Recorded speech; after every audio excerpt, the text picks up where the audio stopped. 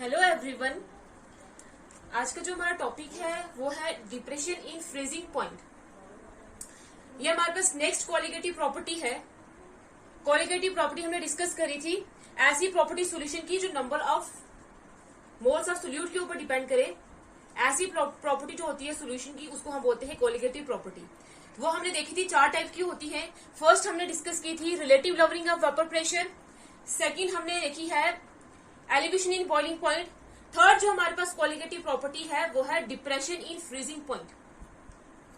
अब इस depression in freezing point ये कोलिगेटिव प्रॉपर्टी कैसे होती है, ये क्या होती है, उससे पहले हम डिस्कस करेंगे कि किसी भी सॉल्यूशन का फ्रीजिंग पॉइंट क्या होता है, किसी भी सब्सटेंस का फ्रीजिंग पॉइंट क्या होता है। पहले हम ये देखते हैं। तो अगर आप जनरली देखें तो फ्रीजिंग पॉइंट एक ऐसा पॉइंट होता है, एक ऐसा टेम्परेचर होता है जिसपे क्या होता है, eight which liquid and solid state of matter are equilibrium to each other। एक ऐसा टेम्परेचर होता है जिसमें जो लिक्विड स्टेट होती है मैटर की और जो सॉलिड स्टेट होती है मैटर की वो क्या होती है, इक्विलिब्रियम में होती है। एक तरीके से हम इसको ऐसे एक्सप्लेन कर सकते हैं।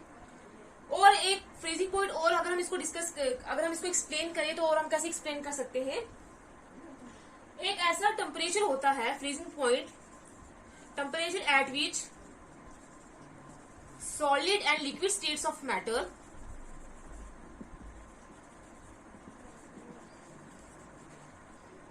Have the same vapour pressure.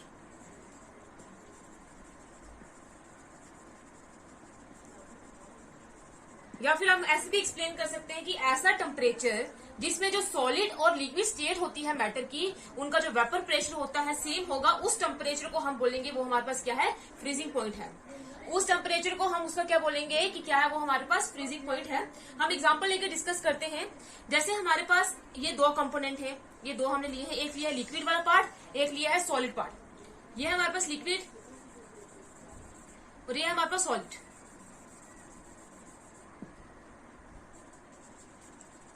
Liquid हो गया, ये हो गया क्या, सॉलिड। अब ये लिक्विड स्टेट है मैटर की और ये सॉलिड स्टेट है मैटर की। इन दोनों के पास नॉर्मल टेम्परेचर पे, रूम टेम्परेचर में कुछ ना कुछ वेपर प्रेशर तो होगा। तो हमारे पास इन दोनों का वेपर प्रेशर होगा रूम टेम्परेचर पे। सॉलिड का लिक्विड से कम होगा जो सॉलिड स्टेट होगी, क्योंकि वो पहले लिक्विड वेपर प्रेशर क्या होता है कि जब इसके जो पार्टिकल्स से, जो मॉलिक्यूल से वो जाएंगे वेपर फेस में चेंज होंगे तो वो जो प्रेशर एक्सर्ट करेंगे उसी को हम बोलते हैं वेपर प्रेशर। पहले सॉलिड को लिक्विड में चेंज होना पड़ेगा, फिर जाके वो वेपर्स में चेंज होंगी। तो इसलिए हम बोलते हैं कि जो सॉलिड स्टेट होती है उसका vapour pressure as compare to liquid state क्या होता है, कम होता है। लेकिन दोनों का होगा, लिक्विड सॉलिड स्टेट का भी होगा और लिक्विड स्टेट का भी होगा। सॉलिड स्टेट का क्या होगा, लिक्विड स्टेट से क्या होगा, कम होगा। और जैसे जैसे हम टेम्परेचर को डिक्रीज करेंगे तो वेपर प्रेशर भी क्या करता है, डिक्रीज करेगा। जैसे जैसे हम क्या करेंगे, टेम्परेचर को डिक्रीज करेंगे तो वेपर प्रेशर भी क्या करता है, डिक्रीज करता है। ये हमने इफेक्ट में पढ़ा था, effect of temperature on the vapour pressure, कि जैसे जैसे हम टेम्परेचर को डिक्रीज करेंगे तो वेपर प्रेशर भी क्या करता है, फिर डिक्रीज करता है। लेकिन इतनी बात है कि जो वेपर प्रेशर जो सॉलिड का है वो लिक्विड से क्या है, कम है। अगर हम इसको ग्राफिकली रिप्रेजेंट करें, वेपर प्रेशर और टेम्परेचर को अगर हम ग्राफिकली रिप्रेजेंट करते हैं तो इस एक्सिस में अगर हम वेपर प्रेशर लेते हैं और इस एक्सिस में ले लेते हैं टेम्परेचर, तो हमारे पास पहले कोई सॉलिड स्टेट थी, यहाँ पे सॉलिड स्टेट, तो इसका नॉर्मल टेम्परेचर, ये वेपर प्रेशर वाली लाइन है। तो सपोज करते हैं यहाँ पे इसका कुछ था वेपर प्रेशर, नॉर्मल टेम्परेचर में इसका जो था वो कुछ वेपर प्रेशर था यहाँ पे। और जैसे से हम टेम्परेचर को आप क्या करेंगे, डिक्रीज करेंगे तो वेपर प्रेशर भी क्या होता रहेगा, फिर डिक्रीज होता रहेगा। ये इसका वेपर प्रेशर क्या हो रहा है, डिक्रीज हो रहा है। ये हो गया इसका वेपर प्रेशर डिक्रीज। अब क्या होगा, ये हमारे पास किसका वेपर प्रेशर ऑफ सॉलिड, जो सॉल्वेंट हमने सॉलिड लिया है उसका वेपर प्रेशर है। अब लिक्विड की बात करते हैं तो लिक्विड जो होगा उसका जो वेपर प्रेशर होगा वो सॉलिड से क्या होगा, ज्यादा होगा। तो हम सपोज करते हैं इसका वेपर प्रेशर यहाँ पे था, लेकिन इसका भी हम जैसे से टेम्परेचर डिक्रीज करेंगे तो इसका भी वेपर प्रेशर क्या होता रहेगा, डिक्रीज होता रहेगा। ये डिक्रीज होता गया। एक ऐसा पॉइंट आएगा जिसमें जो वेपर प्रेशर जो सॉलिड का है, इस लिक्विड का है, वो वेपर प्रेशर जो सॉलिड का है उसको क्रॉस कर देगा। मतलब दोनों क्या आ जाएंगे, दोनों का जो वेपर प्रेशर है वो सेम हो जाएगा इस पॉइंट पे। ये जो वेपर प्रेशर, ये किसका था, vapour pressure of pure solvent, liquid pure solvent liquid state में, और ये किसका था, सॉलिड स्टेट का था।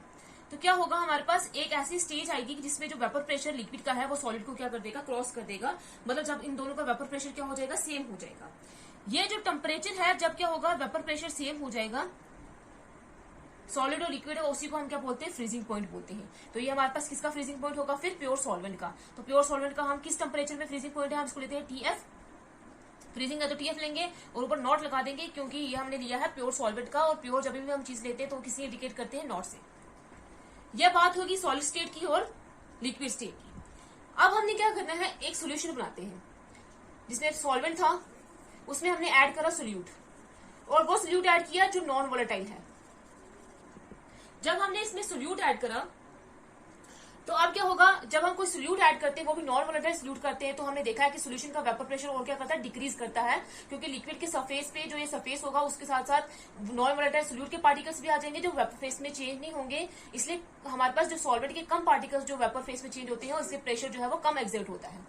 तो इसलिए हम बोलते हैं कि जब हम सोल्यूट ऐड करते हैं सोल्यूशन में, तो उसका जो वेपर प्रेशर है वो क्या करता है, डिक्रीज करता है। तो अब सोल्यूशन की बात करते हैं, जब हमने सोल्यूट ऐड करा है तो मानते हैं कि इसका वेपर प्रेशर यहाँ पे था, क्योंकि अब हमने सोल्यूट ऐड करा है तो उसका वेपर प्रेशर फर्दर डिक्रीज करेगा।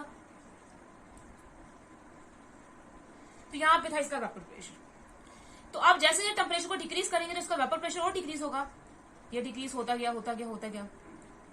तो अब ये करेगा इसको क्रॉस। ये जो पॉइंट है जिसमें ये वेपर प्रेशर जो है सोल्यूशन का, इसने क्या किया है, वेपर प्रेशर जो सॉलिड सॉल्वेंट है उसको क्रॉस किया है। ये क्या होगा, अब है तो ये भी सोल्यूशन है, लिक्विड स्टेट में है, ये सॉलिड स्टेट में है। तो हमने क्या बोला है कि फ्रीजिंग पॉइंट क्या होगा, जब लिक्विड और सॉलिड स्टेट का वेपर प्रेशर सेम होगा। तो यहाँ पे सॉलिड स्टेट जो वो ये है, जो हम एक लिक्विड स्टेट थी उसको तो हमने देख लिया, जो प्योर सॉल्वेंट जो लिक्विड स्टेट में था उसका जो वेपर फ्रीजिंग पॉइंट है वो टीएफ नॉट है। फिर जब वेपर प्रेशर सोल्यूशन की बात करेंगे तो उसका डिक्रीज करते करते इसने इस पॉइंट में आके इसको क्रॉस किया। तो ये जो हमारे पास पॉइंट होगा, ये हमारे पास पॉइंट होगा, ये टीएफ ले लेंगे। ये हमारे पास जो पॉइंट है ये है फ्रीजिंग पॉइंट ऑफ सोल्यूशन। ये हमारे पास कौन सा पॉइंट है, फ्रीजिंग पॉइंट ऑफ सोल्यूशन। और ये जो हमारे पास गैप है बीच में, ये जो गैप बना है इसको हम डिनोट करेंगे डेल्टा टीएफ से। यही है हमारे पास डिप्रेशन इन फ्रीजिंग पॉइंट। ये क्या है, डिप्रेशन इन फ्रीजिंग पॉइंट। अब अगर हम इस पॉइंट को लेते हैं, जैसे यहाँ पे ये ए पॉइंट था, ये हमारे पास हो गया डी पॉइंट, ये हमारे पास हो गया बी पॉइंट, ये हो गया सी पॉइंट, ये लेते हैं ई पॉइंट। तो ये हमारे पास ग्राफ बना जब हमने क्या डाला कि जब प्योर लिक्विड जब क्रॉस करेगा तो उसको हमने लिया टीएफ नॉट, और जब सोल्यूशन क्रॉस करेगा तो वो आ गया TF.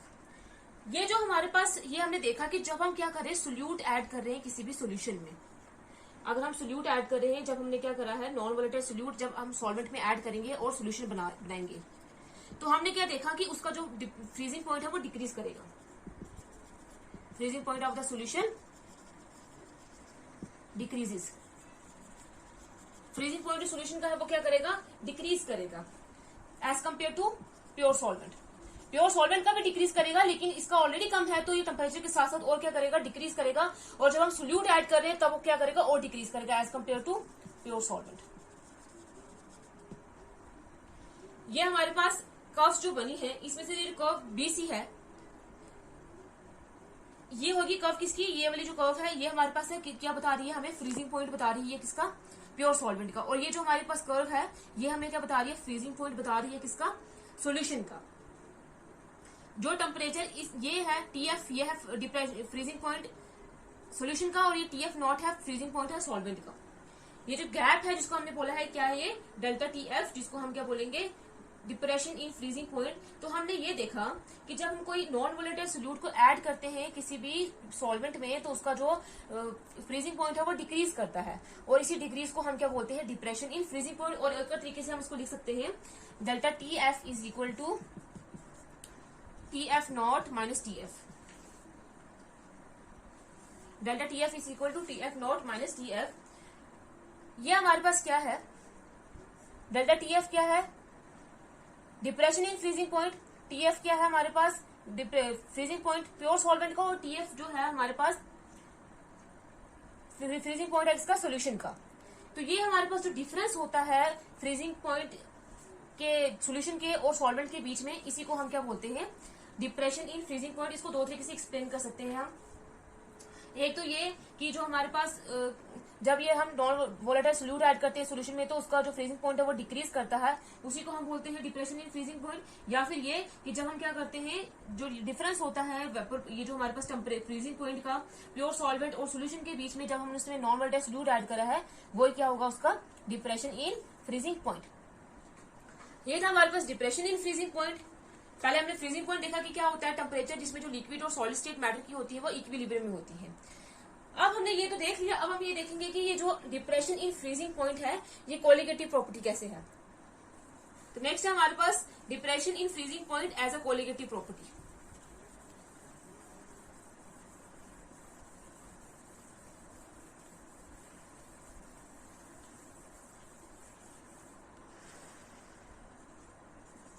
Depression in freezing point as a colligative property, कि यार कोलिगेटिव प्रॉपर्टी कैसे है। कोलिगेटिव प्रॉपर्टी कौन सी प्रॉपर्टीज होती है, number of moles of solute के ऊपर डिपेंड करती है। अब ये जो डेल्टा टी एफ है, ये जो हमारे पास डिप्रेशन इन फ्रीजिंग पॉइंट आया है, ये किसकी वजह से आया है, जब हमने सोल्यूशन में सोल्यूट ऐड करा है तभी तो डिफरेंस आया है फ्रीजिंग पॉइंट के बीच में। तो इसका मतलब ये किसकी कंसंट्रेशन में डिपेंड करता है, सोल्यूट की कंसंट्रेशन में डिपेंड करता है। तो ये आगे सोल्यूट की कंसंट्रेशन में डिपेंड करता है। अब कंसंट्रेशन को एक्सप्रेस करने के लिए हमारे पास बहुत सारी टर्म्स है, तो हम यहाँ पे ले लेंगे कि मोलैलिटी ले लेंगे, कि जो डेल्टा टी एफ है वो डायरेक्टली प्रोपोर्शनल है मोलैलिटी के, क्योंकि मोलैलिटी भी कंसंट्रेशन को क्या करती है, एक्सप्रेस करती है। ये हमारे पास होगी मोलैलिटी। अब अगर हम प्रोपोर्शनलिटी का साइन हटाएंगे तो हमारे पास इक्वल टू लगाएंगे, तो यहाँ पे कांस्टेंट लगाना पड़ेगा, तो ये लगा देंगे कांस्टेंट के एफ, और यहाँ पे आ जाएगा मोलैलिटी एम। ये जो के एफ है हमारे पास, इस के एफ को हम क्या बोलेंगे, ये हमारे पास है molar freezing, molar depression constant भी बोल सकते हैं इसको, या depression in freezing point constant भी बोल सकते हैं। तो ये हमारे पास एम जो है वो क्या है, मोलैलिटी है,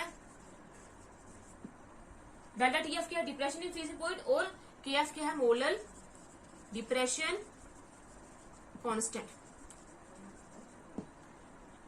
सपोज करते हैं हमारे पास मोलैलिटी क्या होगी, 1 होगी। अगर मोलैलिटी 1 होगी तो डेल्टा टी एफ किसके बराबर हो जाएगा, के एफ के बराबर हो जाएगा। तो यहां से हम इसको भी डिफाइन कर सकते हैं कि हमारे पास मोलर डिप्रेशन कांस्टेंट है वो क्या है, डिप्रेशन इन फ्रीजिंग पॉइंट है, जब हमने मोलैलिटी का ली है 1 ली है। मोलैलिटी क्या होती है कि कितने number of moles of solute जो है वो कितने ग्राम्स ऑफ सॉल्वेंट पे प्रेजेंट है, उसी को हम मोलैलिटी बोलते हैं। अब यहां से देखो कि जो डेल्टा टी एफ है वो किसके ऊपर डिपेंड कर रहा है, किसके डायरेक्टली प्रोपोर्शनल है, मोलैलिटी के। और मोलैलिटी किसके ऊपर डिपेंड करती है, directly number of moles of solute के ऊपर डिपेंड करती है, number of moles of solute के ऊपर डिपेंड करती है। तो इसका मतलब डेल्टा टी एफ भी क्या करेगा, number of moles of solute के ऊपर डिपेंड करेगा, और ये number of moles of solute के ऊपर डिपेंड करिए, तो मतलब ये क्या है, एक कोलिगेटिव प्रॉपर्टी है। मतलब ये हो गया कि हमारे पास जो डिप्रेशन इन फ्रीजिंग पॉइंट है वो क्या है, एक कोलिगेटिव प्रॉपर्टी है, क्योंकि इसमें क्या किया है हमने, क्योंकि ये number of moles of solute के ऊपर डिपेंड कर रही है। पहले वो मोलैलिटी के ऊपर डिपेंड कर रही है, तो मोलैलिटी जो है वो number of moles of solute के ऊपर डिपेंड करती है, तो वो हमारे पास क्या है, एक कोलिगेटिव प्रॉपर्टी है। ये के एफ क्या है, मोलर डिप्रेशन कांस्टेंट, और ये क्या है, डिप्रेशन इन फ्रीजिंग पॉइंट ही है जब मोलैलिटी क्या लेनी है हमने 1।